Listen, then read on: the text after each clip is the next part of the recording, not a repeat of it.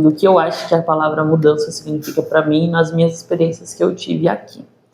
Primeiro, eu vou usar a palavra que eu coloquei no grupo hoje de colaboradores, que eu acho que tem muito a ver com isso. Eu vou ler para vocês, tá? Escolha a obediência. A Bíblia diz no Salmo 4, versículo 3, Deus separa o homem obediente para viver ao seu lado, é por isso que ele sempre ouve quando ele pede ajuda. Por isso, ponha sua confiança no Senhor, limpe seu coração e faça da sua vida um sacrifício vivo e agradável a Deus. Eu acho que mudança tem muito a ver com obediência, porque às vezes a gente não quer a mudança, mas a gente precisa obedecer à vontade de Deus, que é quem sabe de todos os nossos planos. Então, a minha experiência com a mudança foi bem pouco tempo, né, quando a Nayara entrou, que foi mudar todo o meu ambiente, mudar a minha rotina, mudar toda a minha forma de trabalhar, que eu estava trabalhando errado, porque eu precisava, e eu tive que obedecer a Deus. Eu não gostei, eu chorei, eu debati, como eu acho que todo mundo faz, mas no final das contas eu entendi que eu tenho que obedecer ele, porque não é nem obedecer o Júnior, ou a Nayara, ou a academia, é obedecer os planos de Deus para minha vida. Então essa mudança é uma coisa que faz a mudança, eu acho que é uma coisa que faz a gente sair da zona de conforto, que é uma coisa que você não está preparada, você não quer, mas você sabe que vai dar um resultado lá na frente. Então acho que isso significa mudança, estar preparado para o melhor, mas sem esquecer que o agora, o presente, vai ser difícil, o processo vai ser longo e você vai ter que sacrificar muita coisa da tua vida, da tua rotina, para passar pela mudança. Acho que é isso. Vocês querem falar um pouquinho? Bom, quando a gente fala de mudança, a gente fala principalmente sobre a vontade de Deus. Eu creio que, independente da religião, daqueles que aqui estão ouvindo, né, esse bate-papo, você deve aprender isso, né? Você deve ter alguma vez ouvido falar a respeito da vontade de Deus. E Deus, ele tem 3 tipos de respostas. Ele tem, quando nós oramos e pedimos a Deus uma resposta, ele pode dizer sim, ele pode dizer não, ele pode ficar em silêncio. Então, quando a gente fala de mudanças, né, a gente quer que algo mude na vida da gente, a gente tem que estar disposto a receber uma dessas 3 direções. Porque às vezes você fala assim, mas poxa, o silêncio não é uma direção. Sim, o silêncio de Deus, quando ele não fala, quando ele não direciona, é também uma resposta, que é o quê? Fique exatamente onde você está. Então nós pedimos a Deus mudanças, né? Para onde eu devo ir, se eu devo comprar, se eu devo, enfim. Às vezes nós fazemos perguntas a Deus e é importante que até numa simples decisão que nós venhamos tomar em busca de uma mudança, nós venhamos realmente pedir a direção de Deus, até na compra de um carro, na compra de uma casa, na mudança de um trabalho, na mudança de uma igreja, dentro da nossa casa, diante de desafios que muitas vezes a gente coloca o orgulho na frente, né? A gente acha que a gente sabe mais do que a nossa esposa, do que os nossos filhos, até pensamos que sabemos mais do que o próprio Deus, e na verdade não. Na verdade, o único que sabe mais do que todos nós é Deus. É Ele quem pode nos dar a resposta, desde que nós estejamos dispostos a obedecer à voz de Deus. Então, eu posso até acrescentar mais algo adiante, mas em resumo, é isso que eu penso a respeito de mudanças, como a Andressa citou, né? Às vezes nós não gostamos de determinadas mudanças, porque nós temos a nossa própria concepção daquilo que é o ideal para a gente, o que muitas vezes não é verdade, né? Então esse é o resumo do que eu creio como mudanças. Vou passar aqui para a Nayara. Eu estou aqui, a Andressa passou dela. Bom,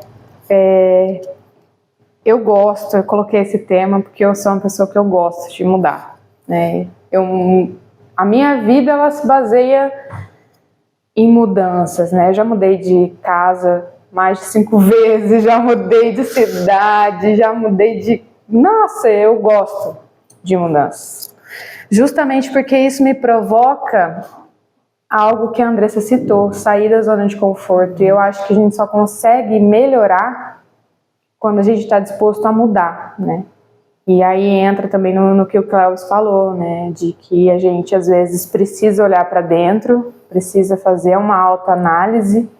E autoanálise, se conhecer e conhecer o próximo e a gente mesmo exige isso, exige que a gente esteja disposto a mudar.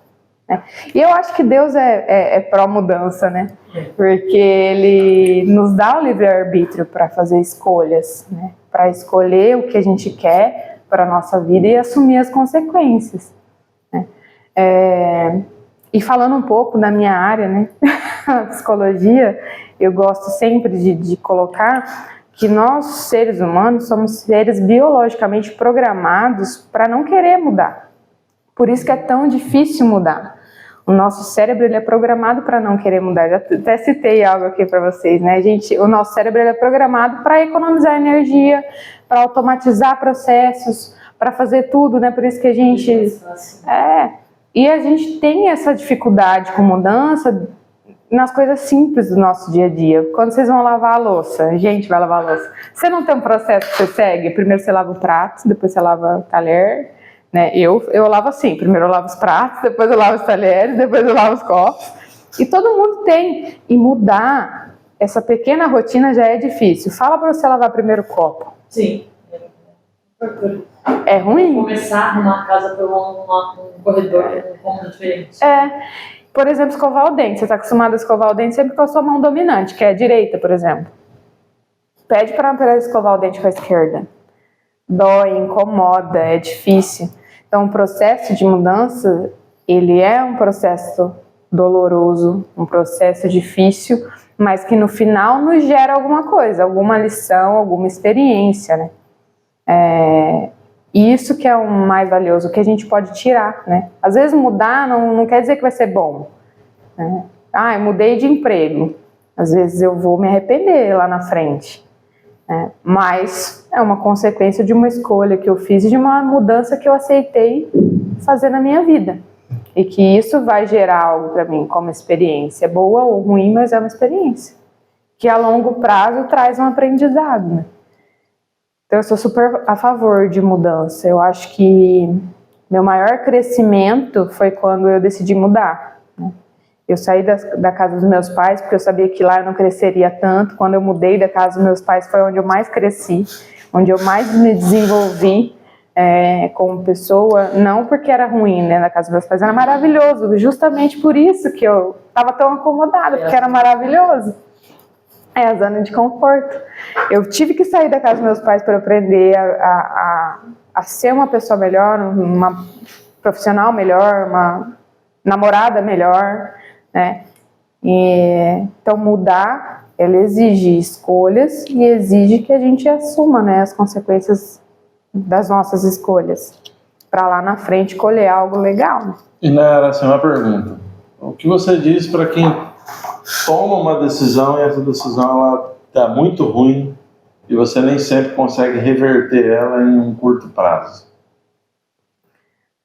Mas por que reverter, né? Quando a gente assume a mudança, você não tem como voltar, não existe essa de voltar para o que era.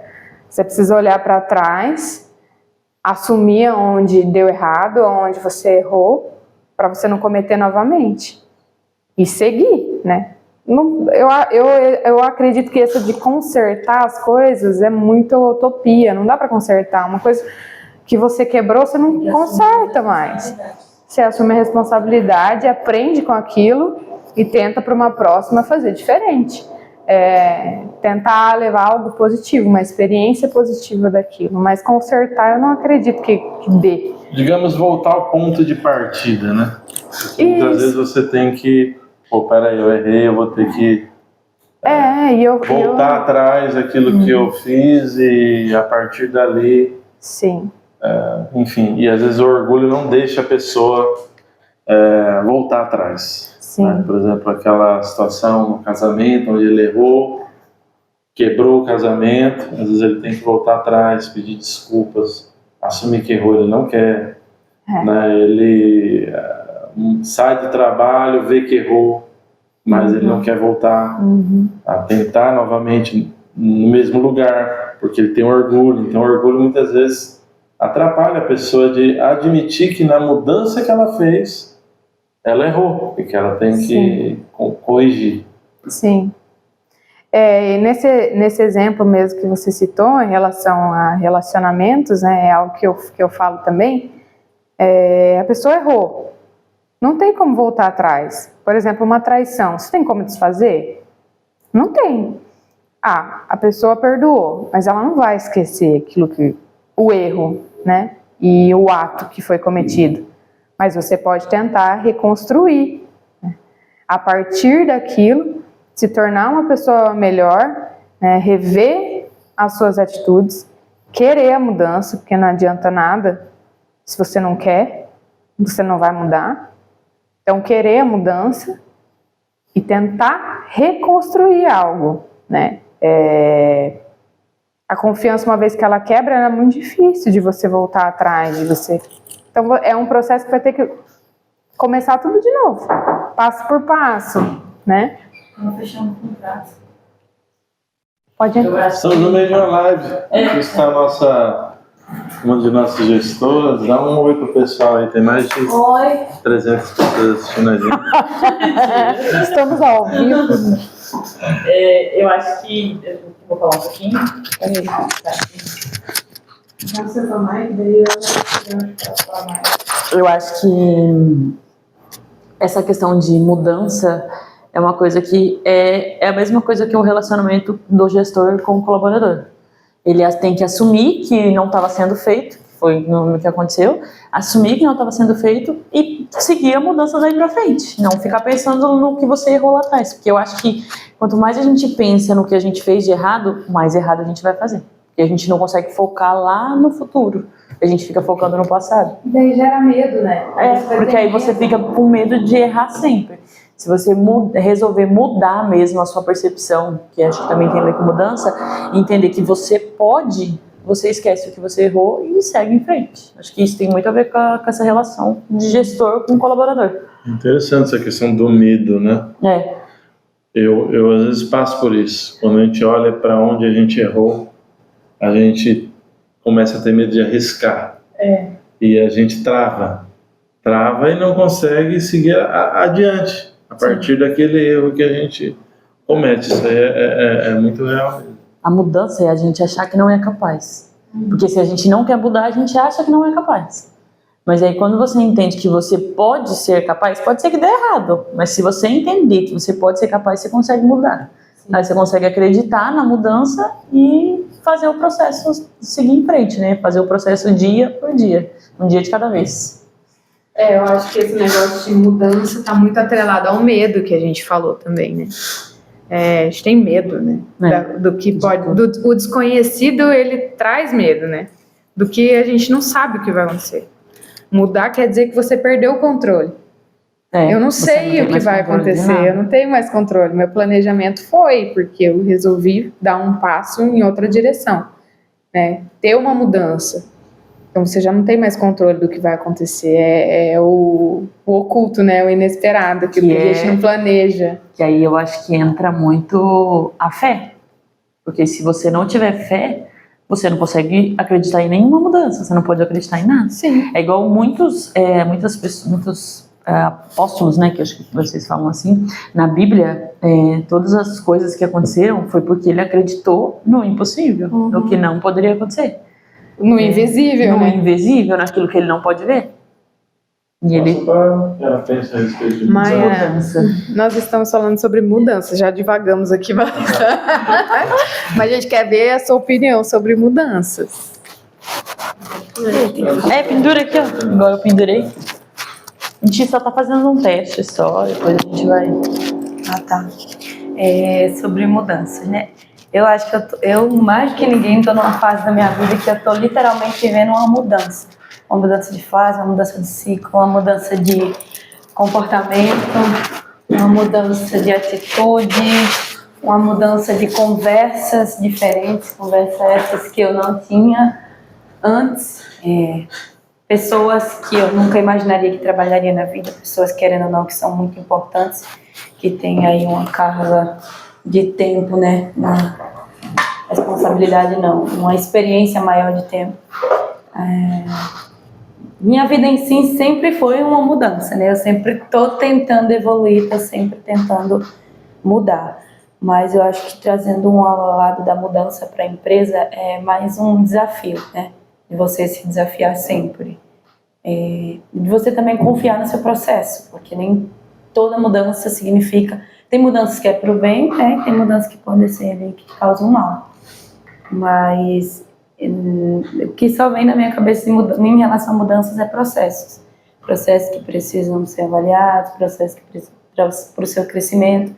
E vem o medo também, né? Depois vem o medo, porque é como a Nayara falou. Eu não tenho controle daquilo que vai acontecer. E por eu não ter controle da situação, eu acabo tendo medo. E o medo faz com que a gente gere muita insegurança consigo mesmo, né? Será que eu sou realmente capaz de fazer isso? Será que eu consigo fazer isso? Será que não estão escolhendo a pessoa certa para mudar, para, sei lá, assumir um cargo, gerenciar alguma coisa? Será que eu realmente tenho que ser escolhida para isso? Então, eu acho que é nesse aspecto aí de mudança, de querer o melhor, né? De sempre querer mudar para evoluir. É igual uma coisa que o Júnior sempre fala para mim, né? Quando eu vou conversar com ele, para mim não voltar para o estado que eu estava. Por exemplo, vamos supor que você estava no estado aqui que você carregava 2 tijolinhos. Aí Deus foi, te abençoou e te deu mais 4 tijolinhos para carregar. E você acha que você não é capaz, mas você não consegue enxergar a frente, né? Você só consegue enxergar aquele momento que você tá. Por exemplo, nesse momento, acho que eu não dou conta. Eu acho que ele se adiantou demais, acho que ele fez alguma coisa que ele me adiantou demais. Mas não é. É porque o seu olhar não tá lá na frente, né? O seu olhar tá aqui, focando nos seus problemas, nas coisas que você tem para resolver. Em vez de você olhar também não só para os problemas, né? Mas para as coisas que vão vir ali depois. Eu acho que é isso, falando nesse aspecto.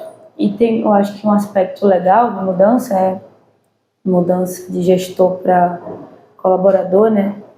É a questão da conversa, né? Muda totalmente diferente, é outra coisa. O diálogo é outra... O comportamento. É tudo.